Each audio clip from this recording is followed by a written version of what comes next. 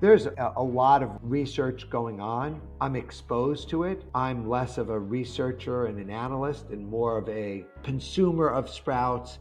And as you described in the beginning of the podcast, as a conduit between like people practicing various forms of medicine that have a common theme of sprouts. And I want to connect them and share this information because I really believe that the more sprouts you eat, the more you will achieve your optimum weight, optimum health, high quality red blood cells, white blood cells, strong immune system. Like all of these things are intertwined and interconnected, and sprouts seem to be able to play a powerful role in many of the serious issues facing the world today. Doctor's Kitchen. Recipes, health, lifestyle. I'm just ready to be the best guest ever. No, dude, you're already the best guest. I've heard a bunch of your stuff. I've been a fan. I've read the book, obviously. I'm a big fan of sprouting. I think it's one of those. I think one of the things you did really well with the book and all the content you're putting out there is that you're actually being a connector between people in the health game who have quite seemingly diverse views, like some paleo folks, some carnivores, some maybe not carnivores, but so the vegan folks and the Mediterranean folks, and like everyone can agree on sprouts. And I think you found that sort of rare common ground that's really good to see. Yeah, I mean, look, I do think some carnivore people like Ben Greenfield is like hardcore, eats meat. Like we have almost nothing in common except he likes his broccoli sprouts. And certain carnivores, people eating the carnivore diet won't eat garbanzo beans because they look and they go, oh, the carbs are too high. And he's his own thinker, so he makes his own decisions. And he's like, of course I'm going to eat sprouted garbanzo beans because I see the protein, I see the phytonutrients, I see the antioxidants. Of course I'm going to eat them. Yeah, for sure. Look, before we get started into it, like, where are you at the moment? Like, are you? I'm assuming you're in the States. Yeah, I'm in the States. I'm in Southern California. I'm in the Mojave Desert. We live on a hot spring, so it's a pretty epic experience in a 100 square mile community with 600 people and almost no light pollution and just beautiful energy and geothermal activity under the land. That's epic. Wow. The energy must be incredible. I mean, being part of that small knit community and just like the natural resources and everything. I mean, this in part, I guess, was part of your journey towards sprouts, right? Like finding nutritious foods that you could secure yourself and essentially grow in a desert. Yeah, I mean, what happened is I moved here because I wanted to be away from it all. I was in the toxic triangle of New York, LA, and San Francisco, and I wanted to be in nature. And so when I moved here, everything was terrific. It was quiet. I had peace. I'm living in a tent. But then I had an existential crisis relative to food. Like, what was I going to eat? And then the not being able to have food, caused me to almost think I needed to leave. And that's when I discovered sprouting or rediscovered sprouting because I had known about sprouting. Like it wasn't new to me, but I had never taken sprouts seriously. It's like your mother can sprout anything, but she also eats all these other things and they're part of her life. Imagine being in the twilight zone where your only food was sprouts. Yeah. Right? Because that's where it was. It was a lot of polarity. It was, I either eat sprouts or junk food. And there was no way I was going to eat junk food. So I started to eat sprouts. And initially, I wasn't dreading it, but I was like, is this going to work? And I just developed this deep love and affinity for the magic of sprouts.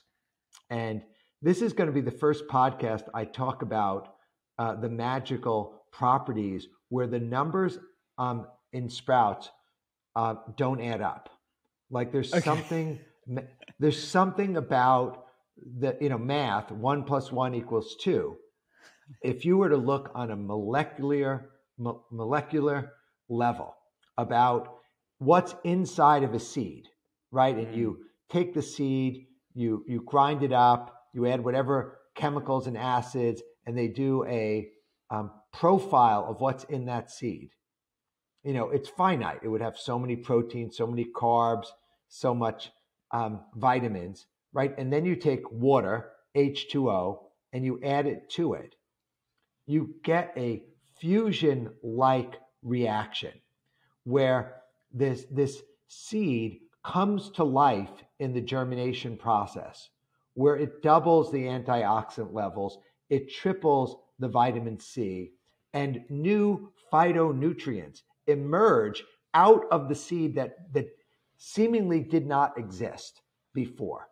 So there's something to be said about the real thing with sprouting. It's the seed itself, it's water, it's oxygen, there's carbon in the universe, and then there's the magic of the enzymatic germination process, which is the same life force that's in us, is in the seed, which may look like a pebble, but it's actually a complete dormant living organism. And when activated, it explodes. Yeah. I mean, it's interesting. I remember when my mum was telling me about the benefits of sprouting and the reason why. And I think, she's quite rooted in Ayurvedic tradition. I mean, obviously, she's a scientist in her own right, and she worked in financial institutions and all the rest of it. But she still is very much rooted in the traditional explanation as to why nutritious ingredients like sprouts are so healthful. And the way she would explain it to me as like as a medical student and as a doctor many years later, I just never really got it. And I had to really deep dive into a bit of the research to figure out, okay, what are these phytochemicals? Why is it so healthful? And I think the simplest way that I think about sprouts is if, you have a seed for a massive tree. That seed has the potential to go into a huge, huge plant with all the other derivatives of it, the leaves, the branches, the extensive root system. Everything is compounded within this little seed. And that germination process is capturing a lot of that energy, capturing a lot of that nutrition that you can consume. So I think perhaps to anchor the listener, why don't we, because we're going to be using a lot of these words interchangeably, why don't we talk about like, what is a seed? What is a shoot? What about grasses? What about activated nuts? Give us the sort of the bird's eye view of this whole arena of sprouting. And then we can perhaps dive into some specific examples. Okay, Ruby, that's a great place to start. So if you think about fundamentally, all plant life on the planet begins with seeds. And the seed is actually a product of the fruit of the plant. And fruits and vegetables are seemingly, combined into one discussion. Like in the health food store, there's the produce section that contains fruits and vegetables. What I've learned over the years is that actually vegetables and fruits are actually part of the same plant. That if you were to take the evolution, of a seed, you get the seed, you soak the seed and germinate it, it sprouts, which gets a shoot that comes up, a root that goes down. The roots can get root hairs, and the shoots go up and form leaves and then grow. And in sprouting, what really is the biggest insight that I've had about sprouting, which really propelled me to write the book, which was sprouts actually can grow from 0 to 7 days without soil, without sunshine, without fertilizer, that they contain within them that potential. Beyond the 1 week, they then require something for those roots to sink into. They require additional nutrients, a la fertilizer. They require sun or daylight for photosynthesis, and then they grow.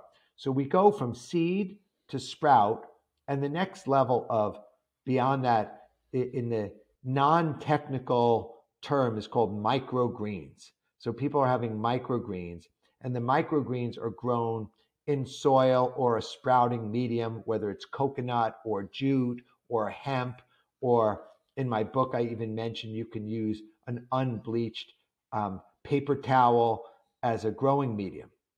Then it needs to go into deeper soil or into the ground, and then it grows from the microgreen into like an herb size, and then it grows over months into mature vegetable. And then if you let the vegetable keep growing, it will then flower, right? It can be pollinated, and then the flowering will then fruit. And inside the fruit will have seeds, or it may have pods, like a bean pod, and inside that pod may have dozens, if not hundreds of more seeds, which can then plant and grow. And it's the infinite multiplicative properties of nature to spread. And similar to like sperm cells, where you only need one sperm cell to meet with the egg to form a baby, that nature is intelligent, knowing that the environment for success is very low, like the percentage of actual seeds that will form, the oak, like an oak tree may have tens of thousands of acorns, right? And every year produces tens of thousands of acorns. The amount of those acorns that actually form new oak trees is very, very little.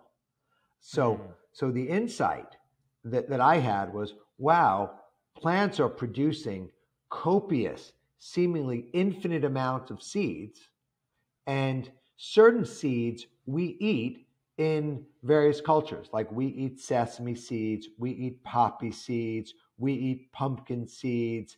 So those seeds are very common in various cuisines.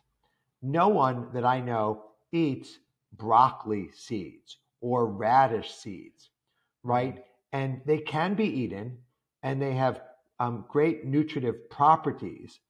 But seeds, in order to survive in nature, have been designed with natural form of preservatives. So the seeds have enzyme inhibitors to protect them over time. They have lectins, they have trypsins, they have phytic acid, and these are designed to protect the seed, right? They're protecting the seed. And what happens in various forms of nature, one is that for the seed to properly propagate, it needs to have the right environment. So that right environment in certain aspects of nature might be the belly of a beast. An animal eats the fruit, they're digesting through their intestinal structure the various fruit and nutrients, and the stomach acids are helping remove the enzyme inhibitors, and then the seed will go through the entire digestive tract unharmed. I mean, very unlikely that most animals will actually be chewing the seeds 50 times, breaking them down. So the seeds will largely go through the entire digestive tract and undigested, but ready and fertile to sprout. And then they go into the poop, and they go into the ground, the fine line between poop and fertilizer and soil, and then will sprout and then grow. So that's one path. What we do is we simulate that environment, by just using water or paper towels or sprouting medium to create the balance of moisture. And, part of the book was really the sprout code, right? What does it take to take a specific seed and help it through the metamorphosis from seed into vegetable? And that process can be as simple as soaking the seed overnight, then rinsing the excess water, and then adding water and straining it 2 to 3 times a day so that you're hydrating the seed, slowly wearing down the outer shell while providing the water molecules inside to trigger and activate the germination process. And then nature does the rest. Like it's pretty easy that in that 1 week, we almost get a hall pass. Like it's so easy that anyone can do it. Once it has to go out into nature and into the garden, then it requires that green thumb and that level of sophistication. But in that 1 week for sprouting, anybody can sprout, literally from ages 6 to 100 years old. People are capable of sprouting. So they get that hall pass, the cheat code. It's that easy. Yeah, I totally agree with that. I think one of the best lines in the book that I came across was not everybody has a green thumb, but everyone has a sprouting hand. And I love that line because I'm not great with plants, I'll be honest. Like if there is an indestructible house plant, if I'm looking after it, it doesn't usually survive. But when it came to sprouting, like I'm pretty good at sprouting. Like I can do my broccoli sprouts, I can do sunflower seeds and all that kind of stuff. And I want to get a bit into like some of the individual benefits and how that, 1 + 1 = 3. Because the benefits that I've certainly seen in some research studies for broccoli sprouts, which is like the darling of the sprout world, are pretty impressive. But I feel like we're just scratching the surface here. And you've got a habit of coming to things pretty early and being, a bit of a pioneer in these things, as you were with juicing and all the other kind of stuff that you did with organics and Organic Avenue as well. So I'd love to dig into some of the other sprouts that we should really be thinking about beyond broccoli. Yeah, I think broccoli to me is very medicinal. Like, you being a doctor are well aware that there's been a lot of research over the last several decades of the anti-cancer properties of cruciferous vegetables. And out of all the cruciferous vegetables, the top is broccoli, right? And the work of Dr. Jed Fahey at Johns Hopkins was looking for a variety of broccoli that would have the most anti-cancer properties. And what he concluded in his research, it wasn't which type of broccoli, it was which stage of broccoli. And that's where he really pioneered broccoli sprouts, and approximately day 3 has the most of the glucosinolates that are the precursor to sulforaphane. So that's on the broccoli. Other cruciferous vegetables may or may not have the sulforaphane, but broccoli does, and it does in large amounts. And the interesting point about that is that as the broccoli grows larger, it doesn't gain more of the glucoraphanin, this isothiocyanate. It actually, as it grows, it actually gets diluted. It gets thinner. So there's a finite amount dispatched to every seed. And so that's where the broccoli seeds are used in this medicinal purpose. So that's one little vector to think about. There's other reasons to consume sprouts. Like for me, sprouts are my primary source of calories, right? So if I'm using sprouts as calories, then the broccoli, alfalfa, radish, clover, those are much more of the garden variety. They're more like lettuces. But if I switch over to the legumes, the lentils, the azuki, the green peas, the garbanzo beans, those are packed with calories. They're packed with protein. They're hardy to chew. Like you can easily fill up in the process of soaking and eating the sprouted legumes. So what if we look at it in the book, when I started sprouting, I was sprouting alfalfa sprouts and mung bean sprouts. And I know mung bean sprouts are very popular, in India, and they're popular in Asian cuisine, and they're typically grown in the dark so that they actually don't turn green and they're not forming the chlorophyll. And so that was my original thinking, like, oh, I'll have some alfalfa sprouts and I'll have mung bean sprouts. Fortunately for me, we live in this time where way before me, many people had pioneered sprouting. Steve Meyerowitz, Ann Wigmore, Viktoras Kavinskas, Brian Clement. And there were niche groups around the world that were sprouting. And as a result, there were many sprouts available. So we went from alfalfa and mung bean to alfalfa, azuki, radish, clover, broccoli, chia, all sorts of lentils, all sorts of peas, all sorts of hemp, fenugreek, mustard. There was a seemingly infinite amount of seeds that were available to consumers that you could add water, sprout, and grow into vegetables. And that was just amazing. Now, some, like, you would use for flavor, like radish is a great spicy part. You cannot, I mean, maybe I'm sure there's some people that do. For me, I can only have a few radish sprouts at a time, but I would mix the radish sprouts with the alfalfa sprouts, with the mung bean sprouts, with the broccoli, and form a big salad.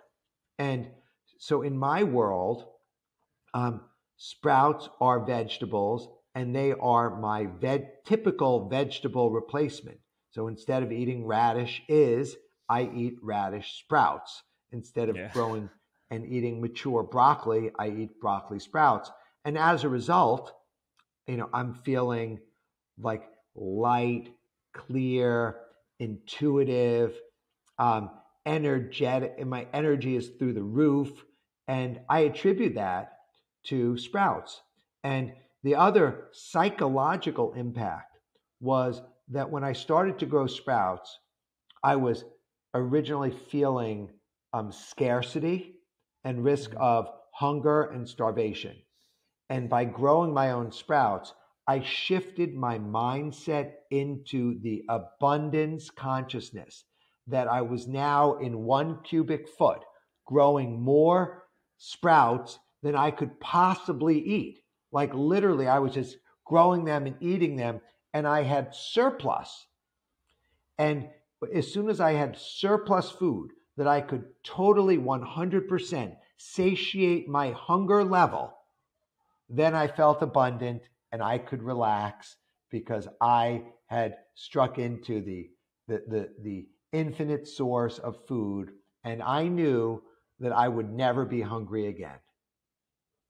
That's pretty epic. I mean, when you're talking about that 1 meter cubed space, the idea of The Martian, that movie with Matt Damon where he goes and he gets lost in space and he has to grow his own food. And I'm just thinking, like, if you just had a lifetime supply of seeds and like broccoli sprouts and all the rest of it, like he could literally make his own food in that respect. And you must be eating a lot of sprouts if that's your main calorific source, because they're not very dense in energy, are they?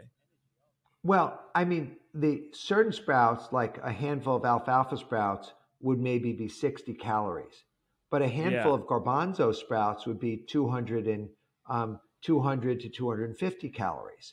So it's not that difficult to actually have 2,000 to 3,000 calories from sprouts. Now, I also eat fruit, and fruit is also calorically rich, and I'm balancing out. I have no fear of naturally occurring glucose and fructose coming from plants. So I could easily be, if I lived in the tropics, I'd be a fruitarian. Like I would just eat fruit all the time. Now fruit is much more sparse and it's more expensive. So I eat fruit as a treat, but I certainly will easily get 500 or 1,000 calories from fruit and 1,500 to 3,000 calories from sprouts. And then if I add a sesame paste tahini, that adds quite a bit of calories to it. Seaweed has very low calories, but I don't think in terms of calories. Like I think of like, am I hungry? Am I full? Right? And so that's like the method that I'm eating. So I just eat whenever I want in my feeding window, because I typically eat between noon and 6 p.m. And I eat fruit and I eat sprouts and I eat seaweeds and I eat my nut paste. And I'm a happy camper that is no longer obsessed with food. Like food is just like, oh, I look at my gas tank, it's running down. I better get to the solar charging station because I only have so many miles left. Like I think about that. And so I'm gauging. And if I have to travel and there's not high quality food available, I now also have enough experience with fasting that it doesn't create anxiety for me. It's like I know that I could go for weeks without food and days without water. So like whatever circumstance I'm in, it's like I just need to tune into that frequency of knowing like, oh, this is impermanent. It's not like I am Matt Damon on Mars. I don't know when I'm coming back. You know, if I'm stuck in a terrible airport, it's like I can get water and within hours or days, I'll eventually be in a safe place where I can have high quality nutrients. And I'll make the point, and I haven't said this recently, people are much better off remaining hungry than eating food that is junk. Much better off being hungry than eating toxic food. Yeah, it's a bit of an unconventional and maybe even deemed controversial thing to say today, where it's no longer sort of socially acceptable to be hungry. But I would make the case with you actually that we need to reestablish those a relationship with those mechanisms that allowed us to survive in the first place. And those are things like abstaining from food. They are things like, making conscious choices and being aware of what things we consume that harm us versus feed us and nourish us truly. So I agree. I think it's good that you've sort of like hacked into those survival instincts as well, because we have the machinery that allows us to thrive.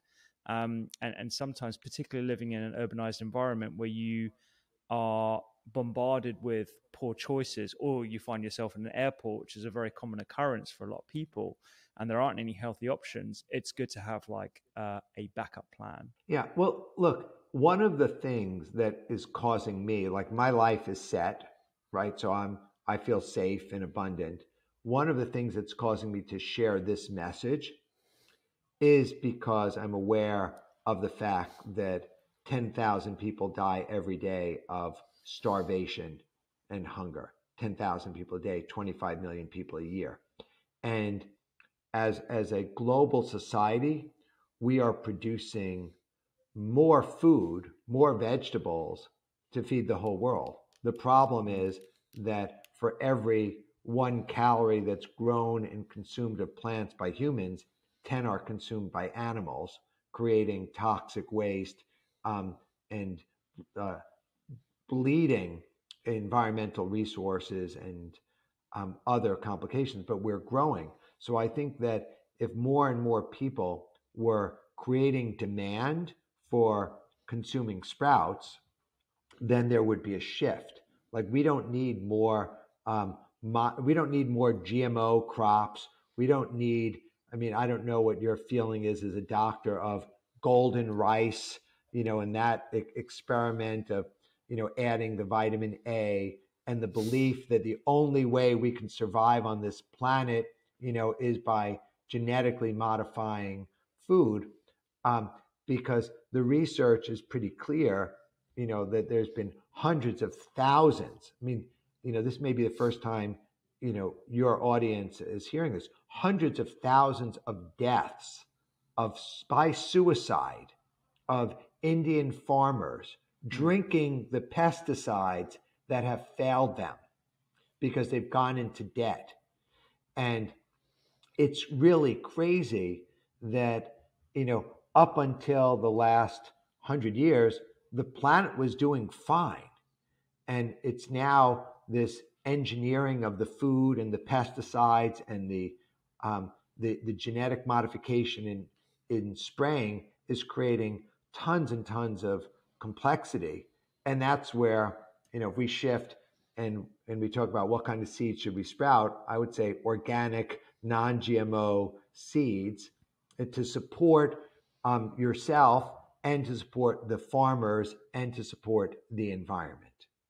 Yeah, no, I couldn't agree more. I think the Indian farmers situation is something that hits home pretty closely. I mean, my dad grew up on a farm. Yeah. We still have family who work the land, and the struggle as a result of using seeds that are reliant on pesticide use, coupled with the destruction of the environment, is leading to a pretty decimate situation. And then also, controlling of seed prices and crop prices as well. And then we've actually discussed this actually with a good friend of mine who is she produces a food program called The Food Program here on BBC4. Yeah. It's very, very popular. We talked about how, you're right, we are producing enough food in terms of the total amount, but it's more of a distribution problem and where we are allocating that food to, such as intensive farming of animals. And yeah, I agree. I don't think the solution is creating bespoke grains with specific attributes like high vitamin A to cure blindness as a result of malnutrition. It's actually looking at nutrition more holistically and the environment more holistically, and how everything is interconnected. So I think, in summary, our approaches are very naive, and they're short-sighted. And we need to take nutrition a lot more holistically as it pertains to planetary health as well as human health. Yeah, I mean, I agree with you 100%. And I think that one of the other things about this is that when you're trying to distribute fresh produce, it's very complicated because it requires refrigeration, and the primary weight of the produce is water-based. So that's the insight of sharing seeds, that you then add water, and then you grow the vegetables environmentally much less fossil fuel to ship, much lighter, much less expensive to ship, and arguably fresher. What most people don't know is that when you go into the supermarket, even to buy fresh produce, that head of lettuce or that bag of salad could be a week or 2 or 3 weeks old. But when you're growing your own sprouts, you are getting a fresh harvest every single day. I mean, it's not just less expensive. It's not just more nutritious. It's actually fresher. Like that's like, you could just stack on, why sprouting is so good. Yeah, totally. It's funny. I talked about sprouting in my first book a few years ago, and I went through some methods of sprouting mung beans, and I believe I did broccoli sprouts as well as adzuki. And I actually put a recipe for using broccoli sprouts in a sort of salsa that you put on top of some other things on tortillas and stuff. And the response was great, but some people found broccoli sprouts, particularly those 3-day-old broccoli sprouts, very intense in terms of their flavor, because of the Yeah. the glucoraphanins, and it's quite an intense sort of bitterness if you're not used to it. And I wonder, is there like a gateway sprout that you kind of recommend people try before they go to the more sort of spicier varieties like radish and broccoli? Well, what I would say is for the broccoli sprouts, there's a lubricant that you could add to it, which is a fat, right? So if you Yeah. add tahini or avocado, that will cut the bitterness, of it and make the wheels, spin easier. Or if you were to take, a balsamic vinegar and put it on there, it'll cut the bitterness of it. Or even if you take something that's very acidic, like lemon juice, the lemon juice will cut the bitterness of it. Mm. So it's a matter of being creative and being resourceful. Now, the sister sprout to broccoli sprouts, which looks very similar to broccoli, which is alfalfa, Mm. is like eating iceberg lettuce, but in no way, shape, or form does it have a nutrition profile like iceberg lettuce. Alfalfa sprouts are one of the most nutritious plants on the planet. They just don't have those same spicy characteristics. And if you think about alfalfa hay, which is what the primary food for a horse, is very big, long, dry, cellulose based with high degrees of insoluble fiber. Well, the alfalfa sprout is tender, it's bioavailable, it's crunchy, and it's mild. So you could start doing like 3 parts alfalfa sprouts, 1 part broccoli sprouts, and then slowly adding more as you're developing the taste buds and the feeling. But if you just lather them with tahini or balsamic vinegar or fresh lemon, you could probably go right into it. Yeah, yeah. I want to dive into some of the research for different types of sprouts. Jed Fahey and a few other people in the research world have eloquently demonstrated some of the impacts, the glucoraphanin, the indole 3 carbinol, the glucosinolates we were just talking about a second ago. As well as some interesting studies looking at the removal of environmental pollutants, particularly pesticides, by measuring it in the urine. Are there sort of indications as to what the similar effects in other sprouts, or maybe other health benefits? And what specifically are we talking about in terms of doses as well? Like, are we talking about we have to like have literally, a huge bucket of this stuff to have the same effects that we've seen in research, or is it the equivalent of cups or smaller amounts that are more palatable, say, for new users to sprouts? Well, that's a big series of questions, and I'll do my best to unpack it. If I miss any of them, we can go back to it.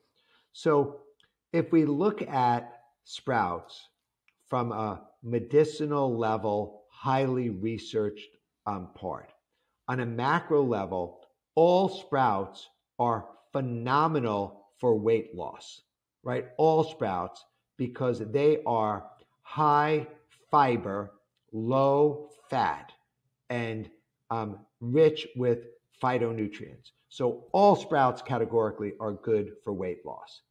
If we think about weight loss, weight gain, and one of the major plaguing chronic illnesses of our time, which is diabetes, right, and insulin resistance, sprouts are an incredible food. All sprouts, literally all sprouts, are incredible for regulating insulin levels in diabetics. So very powerful from that front. And I believe most of the information associated and in the public domain about diabetes is probably wrong, right? Because they're recommending low carb diet, high fat, high protein, and they are demonizing sugar and demonizing carbs. And have you met Robbie and Cyrus from Mastering Diabetes? Not yet. No, I think I've heard of their course that started recently. I want to say they're Yeah, based in they've got a America, right? course. Yeah. They're based in America. They've got a course. They've got a New York Times best-selling book. They're both type 1 diabetics.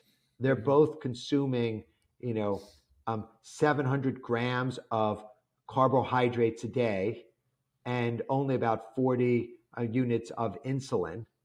And their thesis is that if you are consuming fresh fruits and vegetables, steamed fruits and vegetables, and you're removing oil and you're removing fat, that the fat and the oils create the insulin resistance. And so they've had extraordinary success in reversing type 2 diabetes through diet and lifestyle. And I've gotten to know them, and turns out they love sprouts for regulating insulin levels and reversing type 2 diabetes.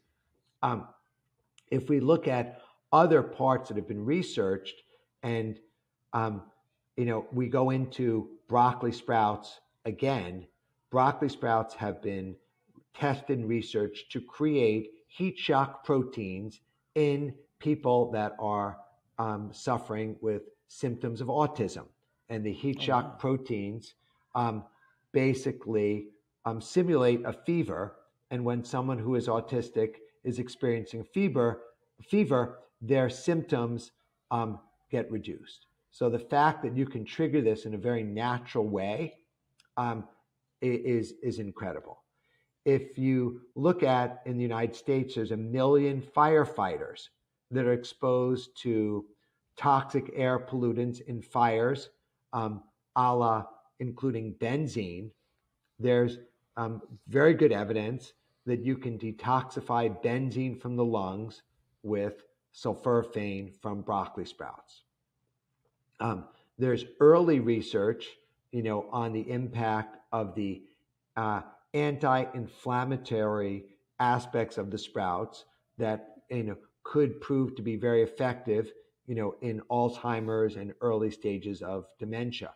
So there's a lot of research going on.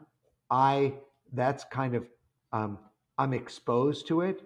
I'm less of a researcher and an analyst and more of a consumer of sprouts, and as you described in the beginning of the podcast, as a conduit between like people practicing various forms of medicine that have a common theme of sprouts. And I want to connect them and share this information because I really believe that the more sprouts you eat, the more you will achieve your optimum weight, optimum health, high quality red blood cells, white blood cells, strong immune system.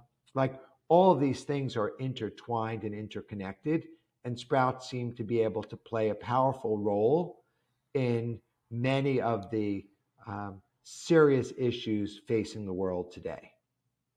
Yeah, I think it's a really nice sort of comprehensive overview of the general benefits of sprouts that we can see. Anti-inflammatory benefits from all those different phytochemicals. You're getting diversity, you're getting fiber. I think in the context of a diet that is otherwise good and according to healthy eating principles, they're definitely a great addition. What I would love to dive into is how much of all these different sprouts does one need to consume to reach some of these benefits? I know broccoli has been sort of studied more from an extract point of view rather than using fresh sprouts, because for obvious reasons, research studies using fresh sprouts is quite hard. And extracts are just very simple. You just give them to people. Are there similar sort of doses that we can talk about with regards to the other types of sprouts? Sure. It's very interesting, you as a doctor speaking of doses when I think in terms of portions, Yeah. but we can Yeah. translate that. I just want to add, I want to add one more to this, that green peas, can have an antihistamine effect by soaking them and sprouting them in the dark, that they form DAO naturally, in the green peas, because by removing the access to daylight or sunlight, it creates a stress in the plant, which which is very effective, in dealing with histamine issues. So there's a lot of work that's being done in different parts, and I read things like that, and it blows my mind. I think in terms of the broccoli sprouts, you can do it with 2 to 3 ounces a day, could be very effective, and they don't even need to be every day. So maybe 4 times a week, you're eating broccoli sprouts. Oh, wow. Other sprouts, if we think about doses, I say good things in moderation, right? I avoid bad things at all costs, but good things in moderation. So a good thing about sprouts is that very hard to overeat sprouts. Like the absence of oil and salt and sugar and artificial sweeteners is that when you're eating sprouts in general, you're going to eat when you are hungry. You're not going to want to overeat them because it's not going to create this like crazy pleasure sensor of the serotonin and the dopamine in the brain. You're going to be eating them in a very functional, practical way. Okay, I'm hungry. Here are some sprouts. I'm going to eat them. And when you're done eating them, the body says, time out, enough. I don't need any more. If you were to lather them in oil and salt and sweeteners, whether it's sugar or agave or coconut sugar, what have you, you will tend to overeat them because they become a base for carrying, these other fat and sugars and salts. And so that's where I recommend eating them with minimal seasoning, prefer spice, and having normal portions. So if you have access to the sprouts, I think a fistful or a handful of a variety of sprouts would be very effective. The US dietary guidelines used to recommend 7 to 13 servings of fruits and vegetables, and a serving is a fistful. And if you think about it, if you actually follow their guidelines, there's really no room for anything else. And unfortunately, or factually, in the US, the average American is consuming less than 1 serving of fruits and vegetables. And many of those servings are potatoes, and those potatoes are actually cooked at high heat above 128 degrees Celsius or 240 degrees Fahrenheit. And when you cook the carbohydrate at that high heat, you actually form known carcinogens like acrylamide. So it's really, you want to be careful and simplify your diet is to be as close to their natural state as possible. Yeah, it makes total sense, and it's pretty shocking to hear that the average American is less than 1 portion of fruits and vegetables. That's pretty shocking. And we've alluded to it already in terms of like the cost of sprouting and the cost of seeds in general. When I was sharing recipes with sprouts in them, the commonest question I would get is, where'd you get those mung bean sprouts, or how do I buy those, or how do I, where on earth do you get them from? And unfortunately, there aren't too many places, even in the middle of London, where you can buy sprouts. So let's dive into how you make them yourself. So what's a nice sort of starter sprout that people can start making as soon as they listen to this podcast? Go and get the seeds and get making it in their kitchens. I would say lentil sprouts. Like if you take lentil sprouts, you take lentils, and lentils are the staple of the plant-based diet around the world. So many different cultures are consuming lentils. When you sprout lentils, first of all, they sprout very quickly, like they can germinate in 24 hours.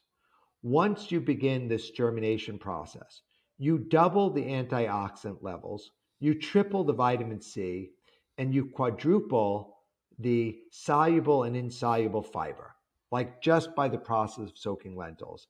And you can soak them, you can take a jar, You could put some cheesecloth over it as a strainer. You could use a colander, and basically you soak them for 8 hours, and then you rinse them twice a day, and you eat them at various stages to your preference of texture and taste. But there's something that's very easy to sprout, very familiar flavors and crunchiness.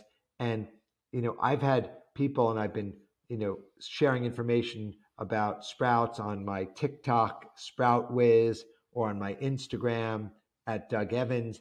And people are coming back and saying, oh my God, I was eating lentils every day, but I was cooking them. And now I'm eating sprouted lentils, and I just love them so much more. That they liked lentils and now they love them. Yeah. And Yeah. that's pretty inspiring for me to hear. Yeah, that's epic. And I'm just going to go through a few more because I've got your sprout book here, and you've got this handy little table of different sprouts, salad sprouts, gelatinous sprouts, legume and bean sprouts. Let's talk about salad sprouts. So I think we were talking before, my mum's a big fenugreek sprout fan. Yes. So I kind of know how to do those. Why don't we go for hemp, unhulled hemp sprouts? I haven't done that before. Yeah. Walk us through that.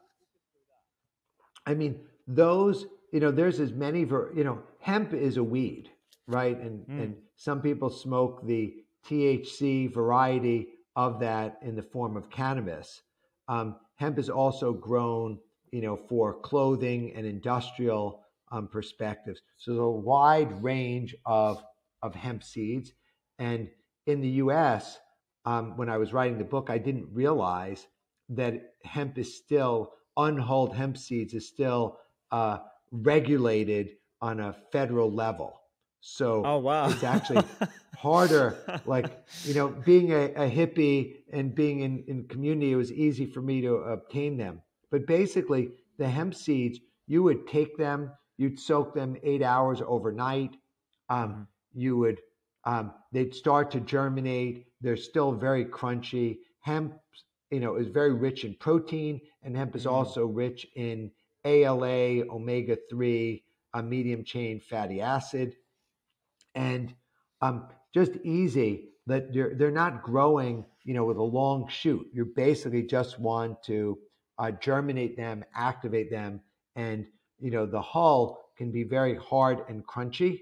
So by soaking them, you're making it more palatable, because otherwise, if you're just chewing unhulled hemp seeds, they could be harder going out than in. They could be sharp and could be irritant. They could become an irritant. So that's why you want to soak them. And one of my favorites that I used to buy, there's a company in the UK. I'm not too sure if you're aware of them. They're called Sky. I think they're called Sky Sprouts, and they're based in the West Country. So they do 3 or 4 different types of sprouts. One of them is mung bean. They do alfalfa, and they also had sunflower seed sprouts, and that's my favorite because they're nutty. I love they're them. really robust. Yes. They're great, really, really good, because they give you some of the sort of like the oils and the fats of the normal sunflower, and you can easily flavor them as well. And I find those really robust. Similar sort of process for sunflower seeds. It's interesting. I am very pro using a jar because it's the hygiene and the cleanliness.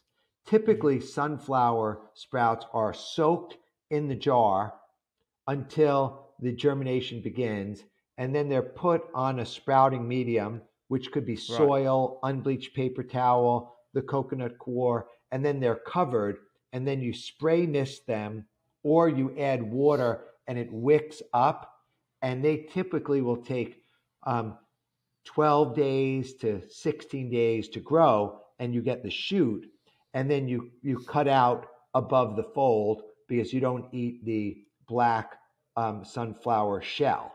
You eat the shoot that comes out of it. I've posted, and this feels like it's probably been a year ago, I've sprouted sunflower seeds in the jar, and with the same process. And the only thing at the end is that you have a manual process of removing the shells. And instead of getting a straight shoot, you get something that looks like a curly hair. The advantage of sprouting in the jar and removing the shell by hand is that you get to eat the root. Because when you're eating it and you're cutting it above the fold, you're only getting the shoot and the leaves. And that's one of the things that I love about sprouts is you get to eat the root, the shoot, the endosperm, the embryo, you eat it all. And so that's a powerful differentiation between sprouts and microgreens, where the microgreens are eating above the fold and the sprouts are eating everything. There's probably nothing more true than eating whole foods than eating a whole sprout. Because like even if you're eating a grape, you're not eating the stem and the vine and the root of the whole ecosystem. You're just consuming the grape. Well, the sprout begins with a seed and becomes its own fully intact living organism that you get to consume, and you're getting those enzymes, living enzymes and life force. Yeah, no, it's epic. I mean, that's definitely one of my favorites to use, and I just throw them into everything, salads, and even like the end of stir fry or something, just to add a little bit more texture as well. There's so many different things you can do, and I think with the cost of living crisis over here, the expense of these things is so low, and the fact that you can grow your own, and the yield is like sometimes 4 or 5 times the amount that you put in initially. It's a pretty interesting experiment for a lot of people to start doing. And I think you give away a lot of content already on your social media, so people should definitely check that out to figure out how to grow themselves.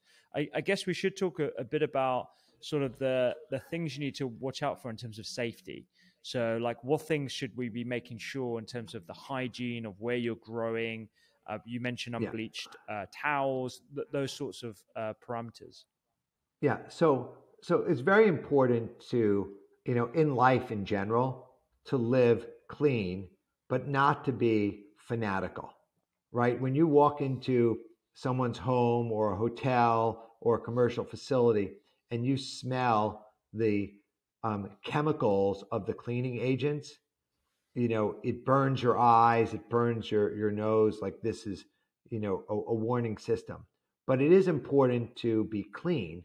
So you want to use, and clean your supplies with hot, soapy water. Very effective, hot, soapy water. Like you as a doctor know how to wash your hands properly for 20 or so seconds using hot water and scrubbing, etc. So you want to be clean and you want your equipment to be clean. When it comes to nature, the microbes actually are on your side. Like we need the microbes to grow. We need the microbes in our gut bacteria. It's a whole separate, discussion. So we want to start with clean equipment. So the jar and the screen that you use, you want them to be clean. You can take the seeds, and the research is that if there's any contamination on the seed that could be dangerous, it's when things come out of the field and they're either exposed to human fecal matter or the feces of a bird or a rat or the like. And those are risks with any produce. Turns out the seeds probably have a much lower risk because the way they're handled and they're growing the seeds in the pods, to do that. To be safe, the best thing to do with the seeds is to do a level of surface level sanitation, which means you want to soak the seeds for 5 minutes in a rapid oxidizing solution, whether it be hydrogen peroxide, hypochlorous acid, sodium hypochloride, white vinegar, for 5 minutes in any of those things, and then subsequently rinse them. You will be reducing potentially any mold, fungus, pathogens, bacteria on the surface of the seed by 1,000,000 to 1. So that's something you could do. You take the seeds, you soak them in the agent, you rinse it off. Then I'd rinse them 2 or 3 times to make sure there's no residue of that, and that process is clear. The next thing to be concerned with is you want to use the best water you have. So if you have spring water or filtered water, that's preferable above tap water, but I would still use tap water above not sprouting at all. So that's it. And would you boil the water and allow it to cool just to distill it somewhat, or would you just simply from the tap?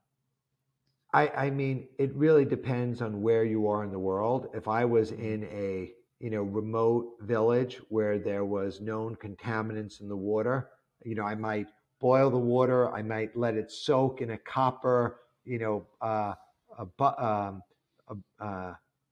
pan or vessel to do that. But I think in most cases that is not a necessary step to do. If the water is potable and you can drink it, then you can use it for sprouting.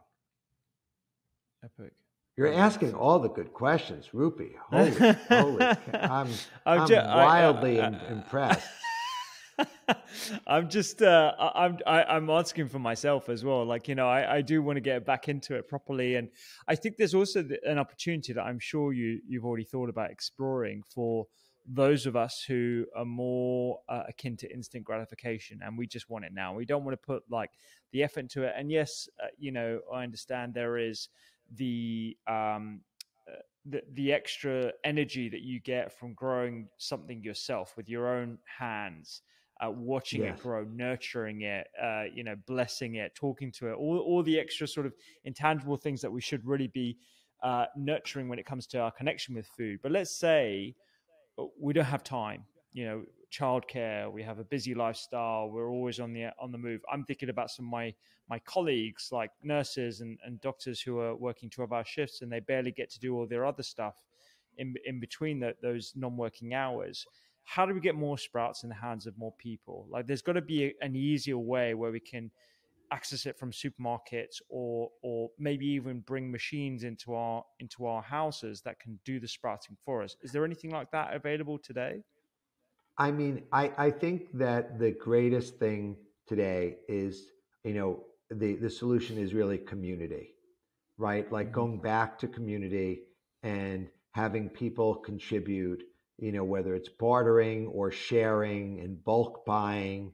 And some people have more time than the others, and sprouts are inexpensive enough to share that if you know anyone that's sprouting already, you could say, hey, I'll pay for the seeds. Can you sprout a little bit more for me, while you're doing it?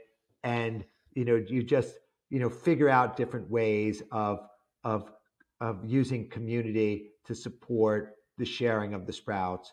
The other thing is, raise your hand whenever, like anyone who's listening to this podcast, I would beg you that when you go into a restaurant, every time you go into a restaurant, just say, hey, what sprouts do you have on the menu? What do you have sprouts? And they're going to be like, well, what do you mean? Say, well, do you have alfalfa? Do you have mung beans? Do you have broccoli? These are the most nutritious food on the planet. I'm here.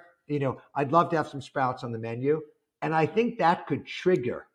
Like, I think that's going to be my post today. I'm going to say, will everyone please, when you go out to eat, ask the restaurant for sprouts and then tell them why. And we could spread and share the consciousness of sprouting. I think it's a great idea, man. Totally. And I can see, like, the concept for a store where it's just sprouts, and you literally go in and you have your salad sprouts, you have your shoots, you have your grasses, your legumes. There's information about it as well. And so I can just pop into my local sprout store and be like, I'm going to grab this. And you're getting a really healthy dose of phytochemicals with all those extra benefits that you can quickly use, whenever you need. Wow, Rupi, I wish, we have to do this more often. Like, I just love talking to you. Like, if I didn't have another meeting, I would just block out the rest of the day and continue. But this has been really good. Maybe we should think about it doing a part 2, at some point.